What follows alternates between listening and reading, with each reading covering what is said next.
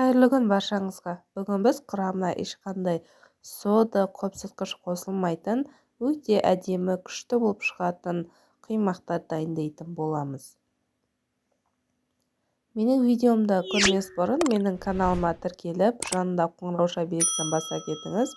Сонда сіз менің видеомды алғашқылардың бірі болып көретін боласыз. Енді құймақ дайындауға кірісейік. Таза құрғақ ыдысымызға 3 жұмыртқамызды саламыз.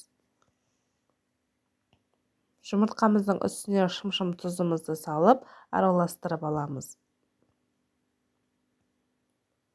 Араластырып болғаннан кейін мен кішкене қасықпен 6 қасық қант салдым.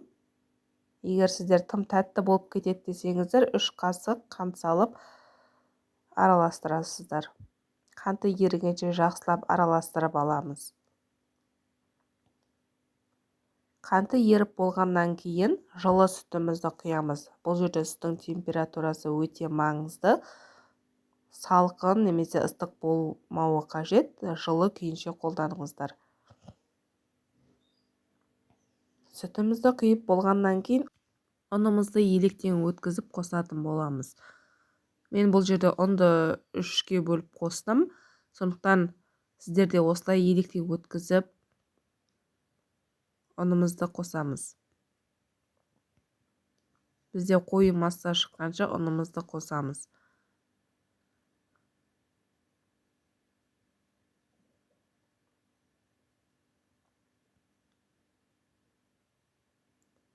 Осылай әр бөлігін жеке-жеке електен өткізіп қосыңыздар.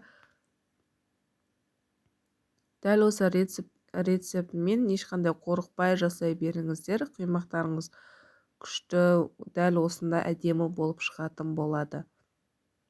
Мінеке біздің массамыз осылай қою болды. Енді үстіне қайнап тұрған ыстық суымызды құямыз. Ыстық суды да осылай 3 бөлікке бөліп құямыз. Әр құйған сайын жақсылап араластырып аламыз.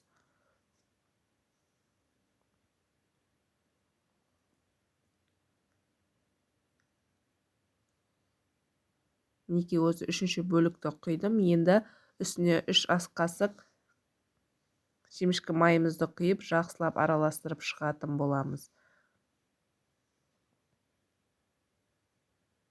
Біздің массамыз дайын, енді құймағымызды пісіре беруге болады. Табамызды қыздырып,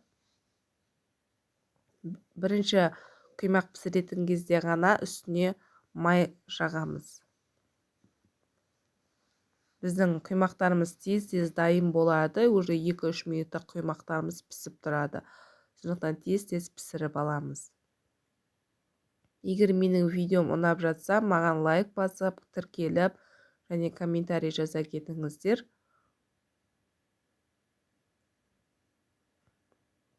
Сіздермен болған Баян. Назарларыңызға рахмет. Ас болсын.